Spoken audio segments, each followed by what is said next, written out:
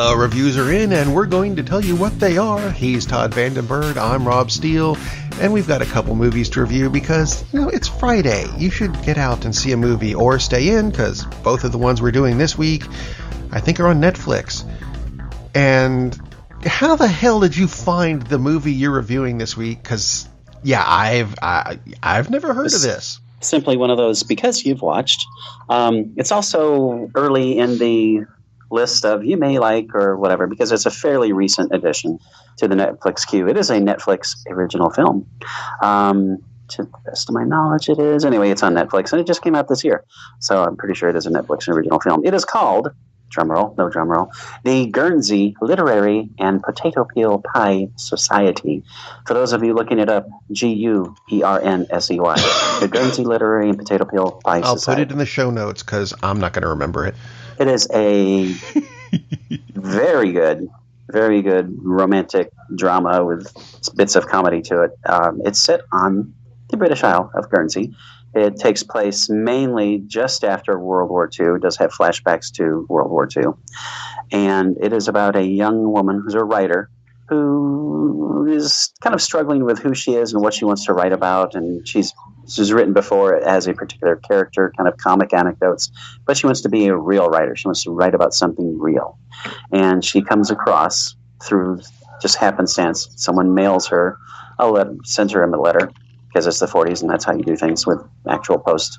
What? No tweets? It says, "Oh my gosh, this I bought this book and your address was in it, and I really wish you could help me find another copy of a book by the same author." So she's so charmed by this letter, she sends him the book. Then she decides to go meet, because he is a member of the society, the Guernsey Literary and Potato Peel Society, and she learns all about the history, how this came about.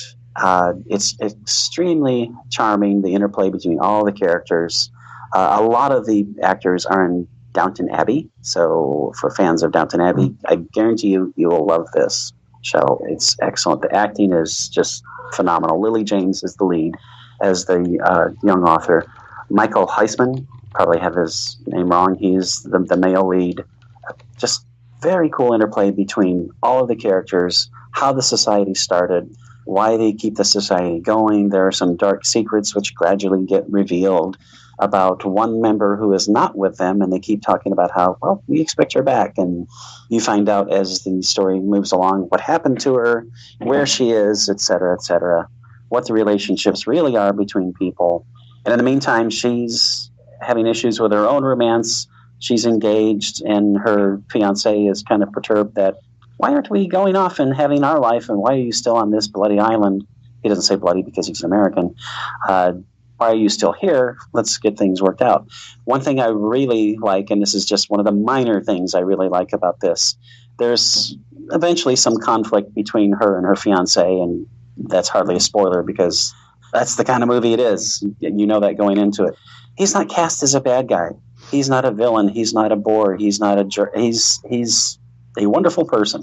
So it's nice to see that, it's not a relationship where it's all cookie cutter people. They are very realistic characters. Really, really enjoy the drama of it. This is the mystery behind it, the romance. It's just a really, really great movie. And it's nice to come across this little gem that's on Netflix. And again, the Guernsey Literary and Potato Peel Society. And on IMDb, it's like 7.4, which is user ratings, which is really, really good. Rotten Tomatoes, I think it's got an 81% score. So there you go. Highly recommended. If you like romance, if you like British films, great movie. Absolutely great. Based on the book by Mary Ann Schaefer. Indeed, it is. Is it a kissing book?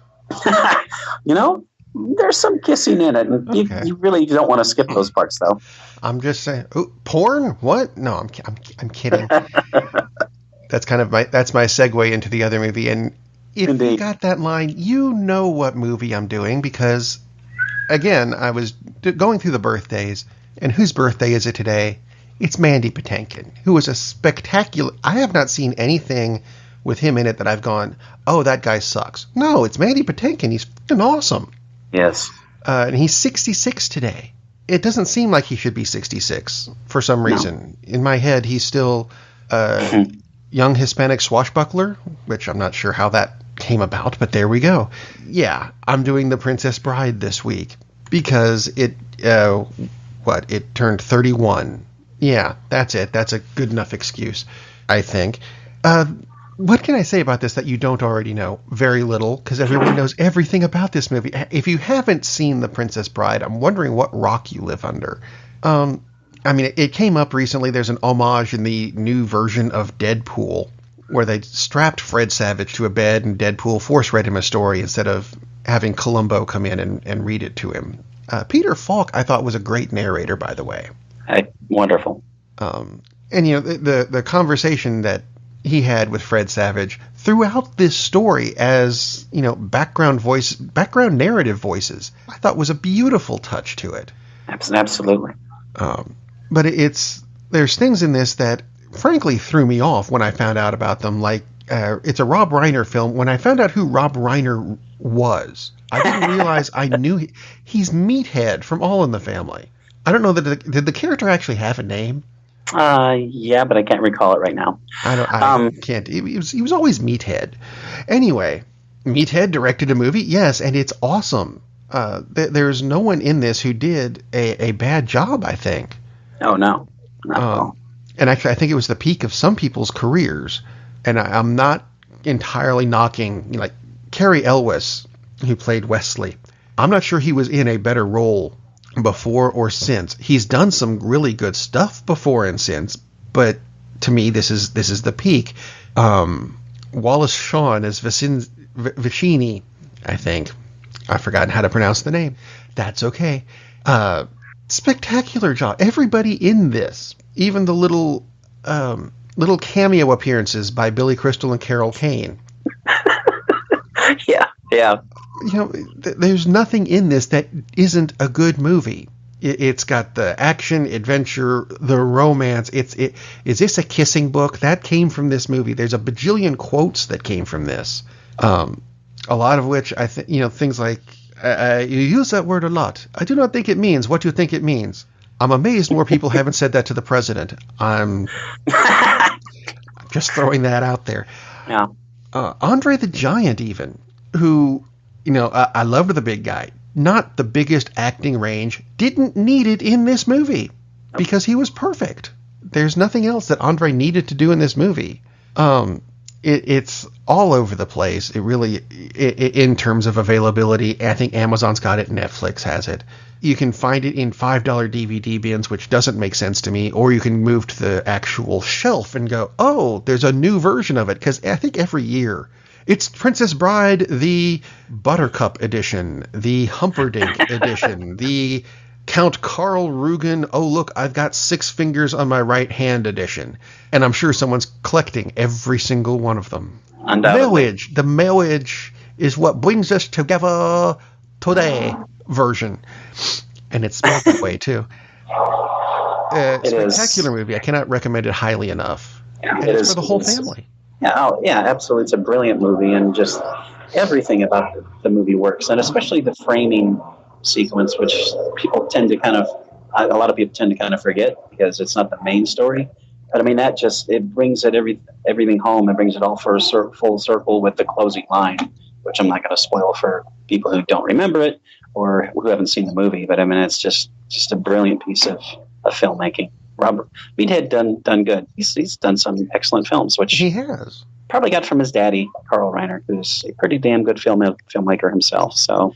It's just, and with all the work Billy Crystal has done in his career, I don't know that he's ever been funnier than he is in that short sequence. And the same for Carol Kane. Just and everybody not knocking either like of them. That. It's just that this movie is that exactly well done. Exactly, everyone is just fantastic. So I mean, it's just, I guess, literally because it's a fantasy, but beautiful film, hilarious film. Touching film. I mean, it's got everything, and it does have kissing. So, literally everything. I don't. Okay. There's baseball in it, for Christ's sake. Come on. Which is going to confuse a lot of people. Wait a minute. It's a fantasy movie with princes and pirates and sword fights, and how do you fit baseball in it? It's there. It's there. It's the first thing you see in the movie, actually. being picky. William the Refrigerator Perry almost makes a cameo in that his jersey's hanging on a wall somewhere. I'm just saying. It's quite true. It's all true. It's a great movie. So there's your two movies. You've got a weekend. Go see some movies.